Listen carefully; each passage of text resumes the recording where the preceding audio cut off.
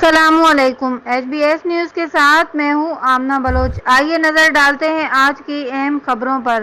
Hyderabad bureau report. Kamran Ali Khero کی report کے مطابق یہ لڑکا کوہسار مارکیٹ کے پاس کافی دن سے گھوم رہا ہے۔ اس کے سر کے پچھلے حصے میں گہرا زخم ہے۔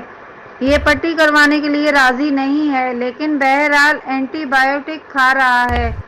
یہ اپنا نام خالد جمالی اور والد کا نام نیاز جمالی بتاتا ہے اور شہر سعید آباد بتا رہا ہے۔ آپ لوگوں سے درخواست ہے کہ اس کے بارے میں سوشل میڈیا پر یہ ڈیٹا ڈال دیں تاکہ کسی طرح اس کے گھر والوں کو اطلاع ہو جائے۔ بہت بہت شکریہ۔